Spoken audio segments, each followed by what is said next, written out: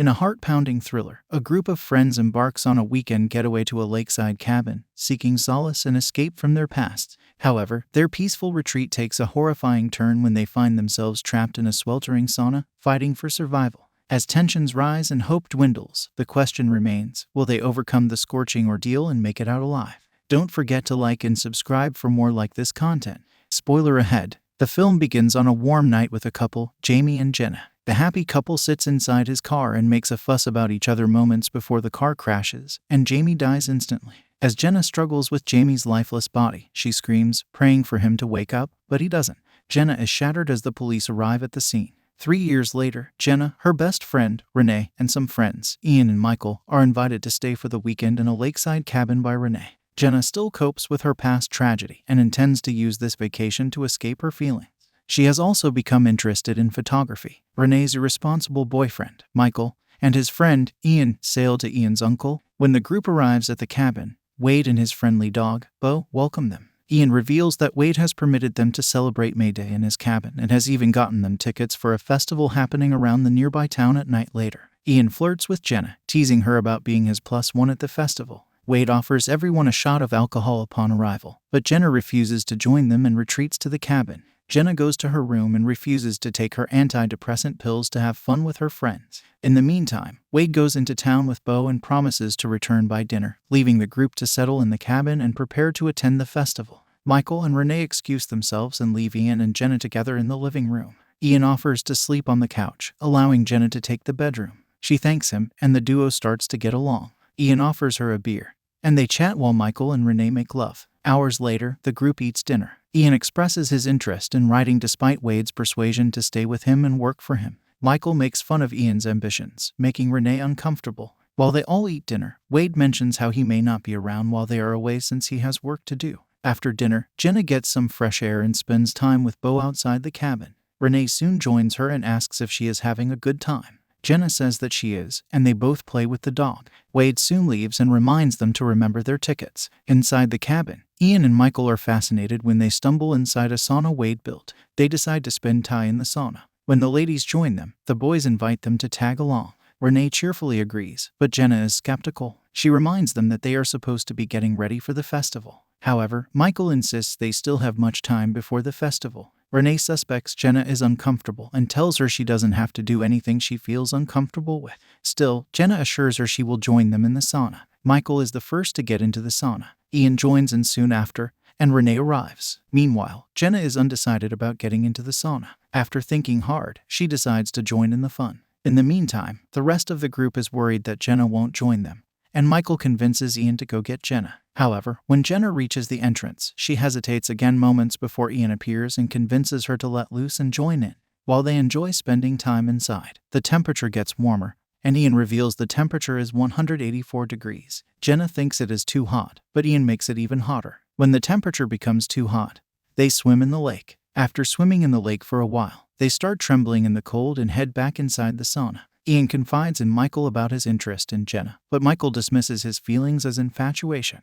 In the sauna, Renee asks if Renee is still having a good time, and she says yes. Michael continues to drink excessively. After spending some time in the sauna, the group swims in the lake again. When they return to the sauna to warm themselves for the last time, a drunken Michael gets high from the marijuana Wade had given to him and makes sexual advances to Renee. He wants them to be alone, but Renee rebuffs his sexual advances. This upsets Michael, and he gets out of the sauna. He tells them he is going to the bathroom. The rest of the group argues about Michael's reaction when Renee joins them in the sauna. Renee then lashes out that Michael has changed and is not the same person he used to be some years ago. Ian tries to defend his friend, but Renee stops him since he has been away for 2 years. Renee becomes angry and frustrated about being responsible for caring for Michael when he messes up.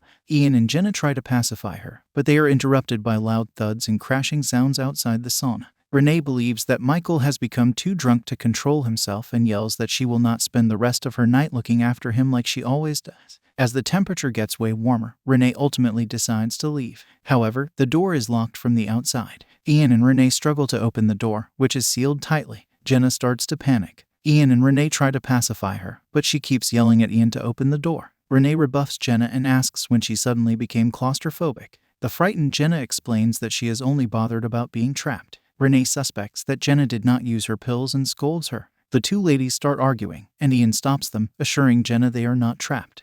The group finds the thermostat, but Ian says they should not meddle with it because it could worsen things. Renee becomes hysterical as Ian uses a steaming stone to break them out of the sauna. He successfully pulls out a steaming stone but realizes there isn't enough water left to cool the stone. He then asks the ladies to drink a little from the bottles of water left and uses the rest to cool the stone. Afterward, Ian attempts to break the small window on the door but injures himself. They all take turns gasping for air from the window as the temperature rises. The ladies call out Michael's name to come to help them, but he is nowhere in sight.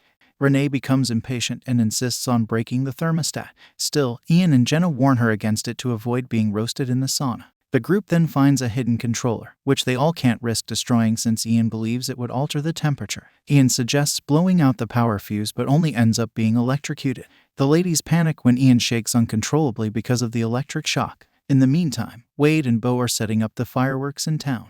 In the sauna, Ian is weak and in pain from the electrocution, so Jenna gives him water. Jenna and Renee start to reminisce about when they used to be close. Renee acknowledges her but says they had to grow up, and it was inevitable growing apart. She argues that Jenna has not been the same since Jamie's death, and Jenna had turned down her invitation to hang out so many times. In the meantime, Ian is still in pain and struggles to stay conscious. He suddenly hears Bo's barking and calls the ladies' attention. They all start to call its name, hoping it will be able to look for help. Meanwhile, in town, Wade is seen handling the fireworks for the festival with another guy when Bo returns after tracking the trio's scream, begging for help from the back of the house. The dog hurries to meet Wade and barks continuously to get his attention. Still, Wade dismisses the dog, not suspecting that anything is amiss. The group was at the festival to him, so it was probably nothing. Michael shows up at Wade's and disregards Bo's barking. Michael clearly thinks the three left him and attended the party since he couldn't help himself from getting high. The man and dog hang out and start a conversation as Michael explains that he wasn't permitted to catch up at the party with the group since he didn't have a ticket.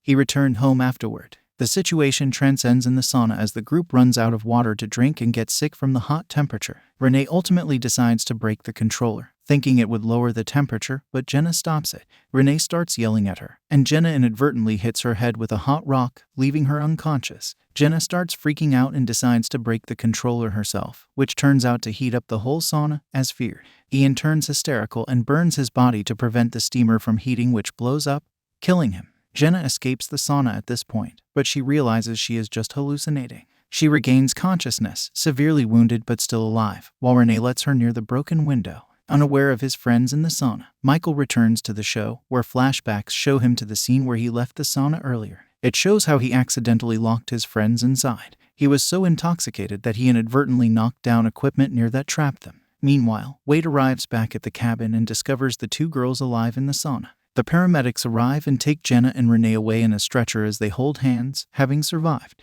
Thank you for watching and I hope you enjoyed the video. Comment what you think I should recap next and I'll see you in the next video.